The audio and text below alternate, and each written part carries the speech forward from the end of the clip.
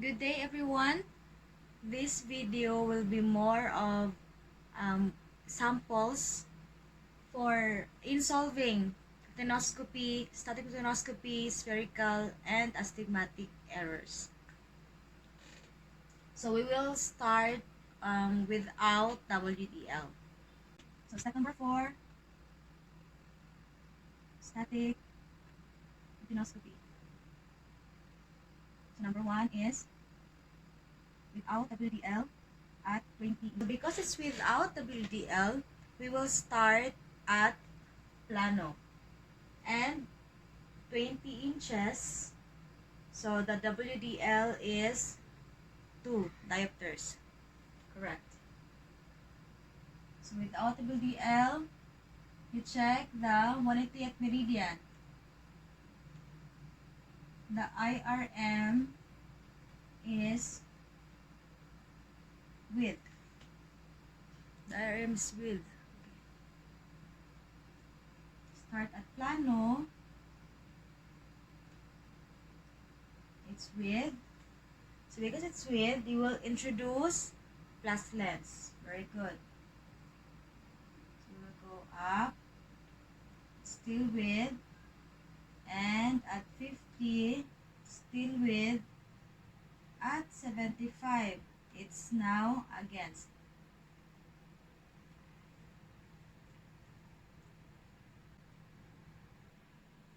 Okay, so in this case, the IRM or the initial reflex movement is width. So we start at the plano. We introduce plus lens because it's width. So at plus 25 width, plus 50 width, and at plus 75, the movement is now against. So our PR is plus 75 and our GNL is plus 50. Okay. So that's for the 180th meridian. Supposedly, if you will be checking the next meridian or the other meridian, you will start at plus 50 or the GNL of the previous meridian. But for the purpose of discussion, we will check the 90th meridian and go back to plano.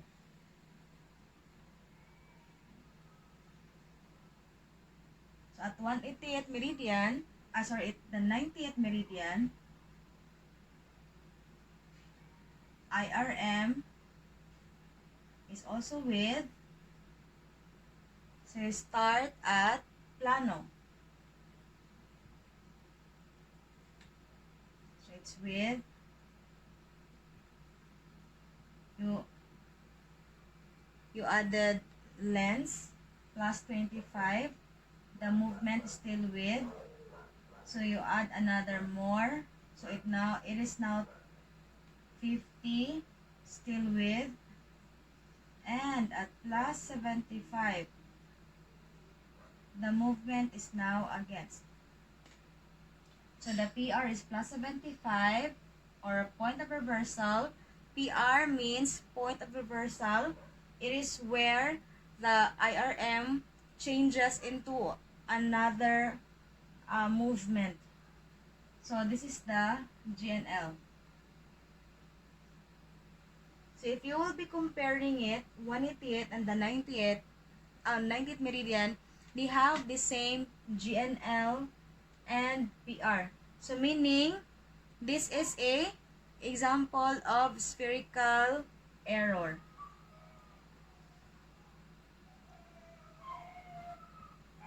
So if you try to put in a cross cylinder, plus 50 axis 180 combined with plus 50 axis 90. So they have the same. So to get the net number 4, GNL minus WDL.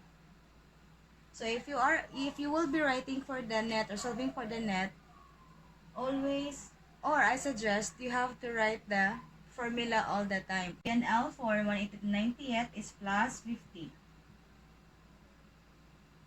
our WDL is 2 diopters. So D equals 1 over F. So 40 inches over 20 inches equals 2. So 2 diopters.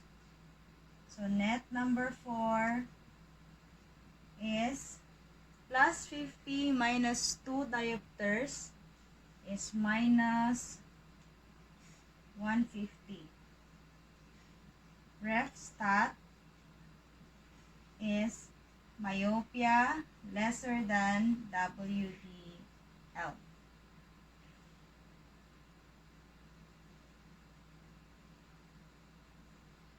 Okay? So I'll write another example.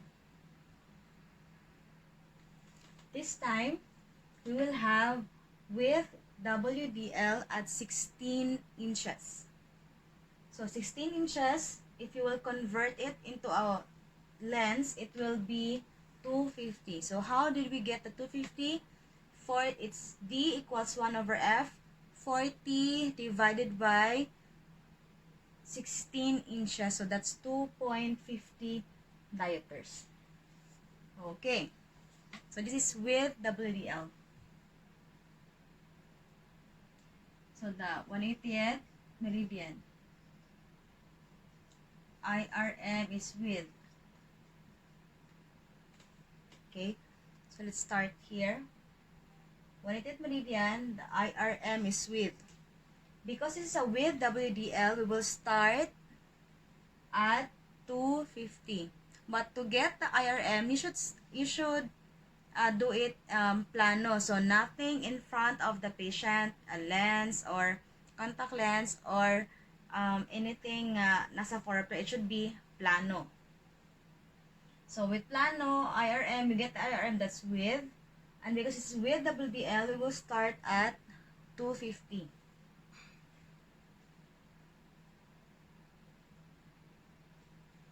So we start at plus 250. Okay? Okay, plus 250. So at plus 250, the movement is still with. So what are we gonna do? Do we have to move up more plus, or we will decrease to more to go towards minus? So in this case, at plus 250, the movement is still with. So we will be looking for the PR. To get the PR, we have to move up or more plus, towards more plus, to get the point of reversal. So you increased. So for the purpose of discussion, we usually do the 25 increment. But once you will have your clinical duty, you have the choice. You can choose, you can make big increment according to you or to the ametropia of the patient. So if it's very high, then you can have a big increment, and if it's emetropia or low, you have a tentative diagnosis of emetropia or low myopia, we can have a 0.25 increment. At plus 275, it's still with. At plus 300, it's still with. Plus 325, it's now against. Okay. So our PR here is, yes, you got it right, 325. It's like Dora ba? Can you see the mountain? Not. So our GNL here is plus 3. Very good. Because we are working with WDL, we don't need to deduct the WDL. We just have to count the number of clicks from the starting lens, 250. Because we went up the no. 1, 2. You will start from the starting lens up to the G and L.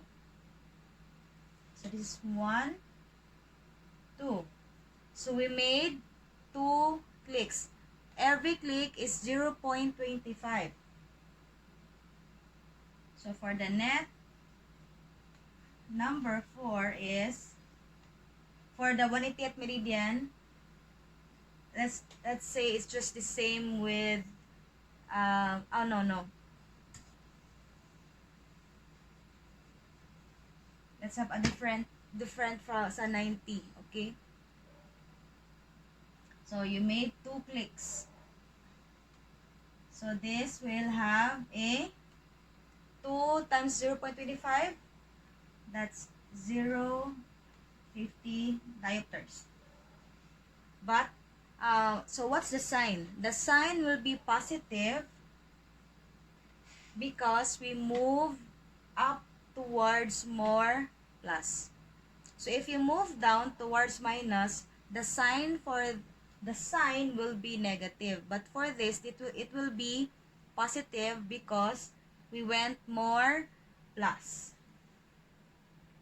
So that's for the 180th meridian.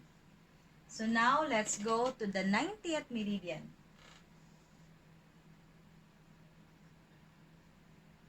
90th meridian, the IRM is with, it's the same with the 180th. So we start at 250. The movement still with, we added more, another, so still with. But now, at plus 300, the movement become against. And you want to make sure, so you add another one. You add another click or another increment, and the movement still against. So what is your PR and GNL in the 90th meridian? Click, click, click. Okay. So your GNL, your PR for the 90th meridian is the first change of movement. So that will be 300. And your GNL is this one, 275.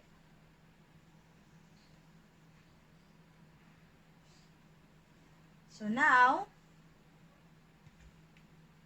we have to count the number of clicks.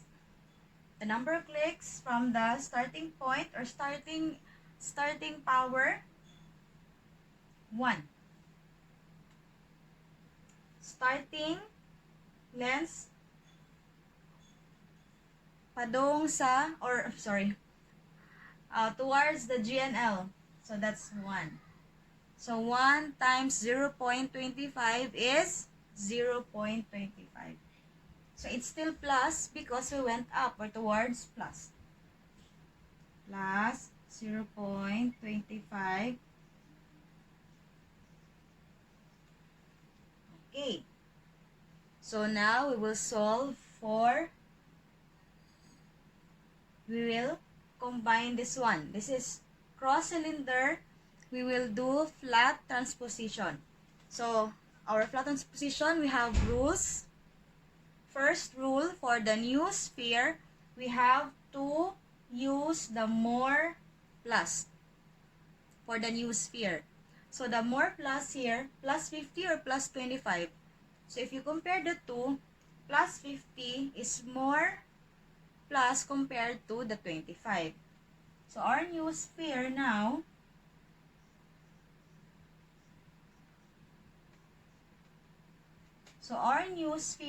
is plus 50 sphere combined with second rule or number 2 rule. To get the new cylinder, if it's the same sign, you will subtract. So our SSDA, same sign subtract, different sign add. Plus 50, plus 25, they have the same sign. So, mahimo siya. So, you will subtract. Plus 25 minus 0.25. So, that's 0.25. Cylinder. So, what is the sign? The sign is always negative. And rule number 3. What is the new axis? So, the axis, it's not new. What is the axis to be assigned? So, you will use the axis of the sphere that was not used. Or use the use the cylinder axis of the unused. So, plus 50, we use this as a new sphere. Yes. So, we did not use the plus 25 sphere. So, we will copy the axis of this sphere. Axis 90. So, it's 90. So, this is ATR. ATR. Axis 90 against the rule. Axis 180 is with the rule. So, refractive status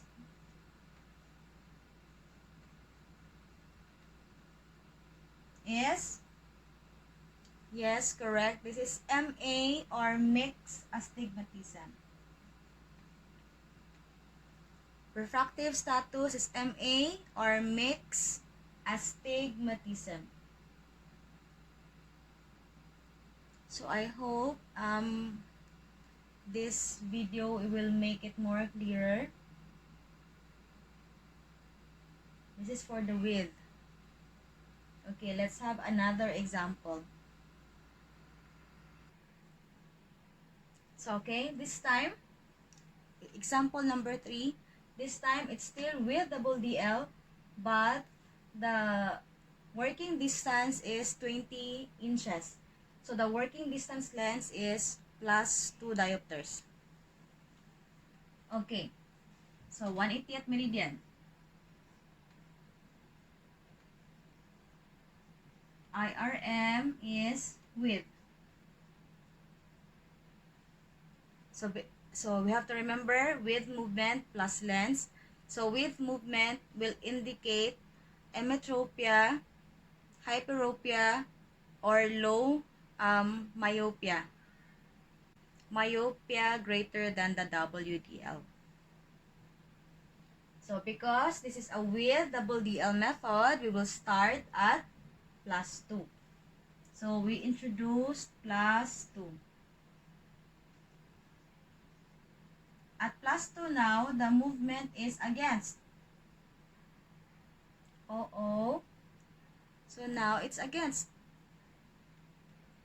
Plus 2. So, meaning, we are in the point of reversal area.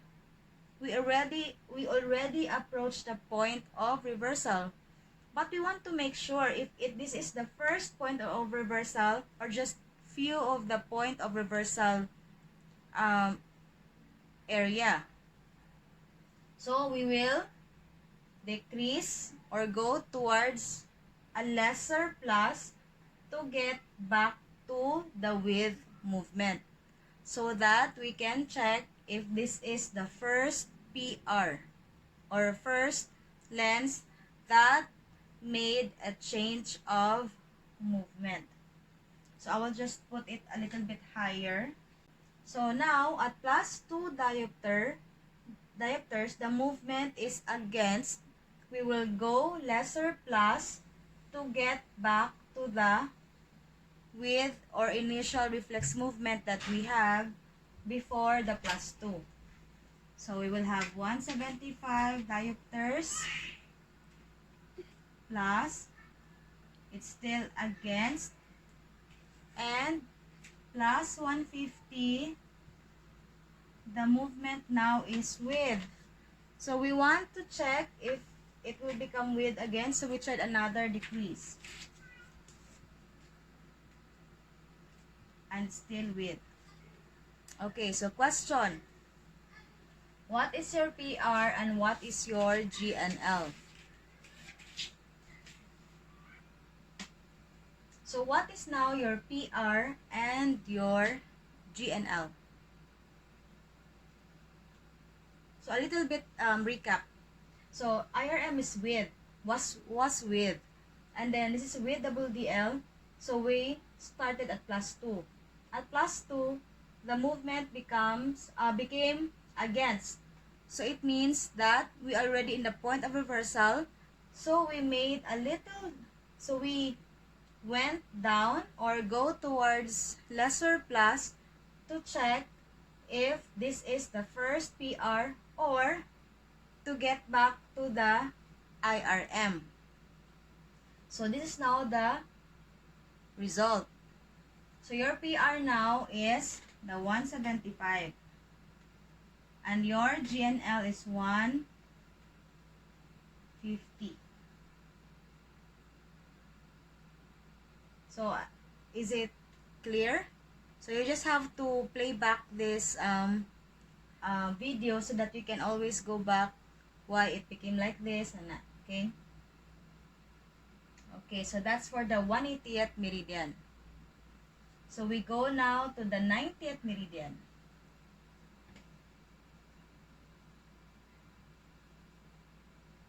IRM is also width.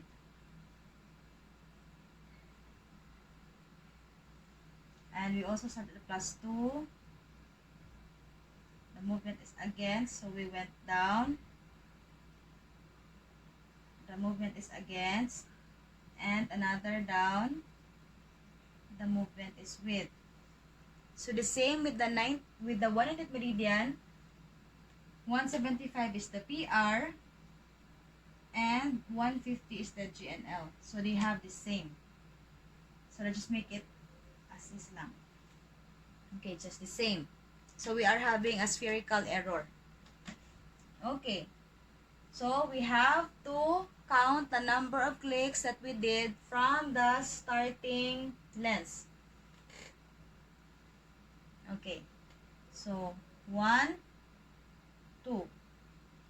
So 0.25 increment ni nato. This is the R increment times 2 click or changes that we did. So the net is number 4 is 0.50 diopters. So what is your sign? So that's another question. What is the sign to be used? Is it plus or minus? Yes. The sign here is minus. Why? Because we went lesser, plus, or towards the minus. Very good. So the refractive status of this is myopia lesser than WDL.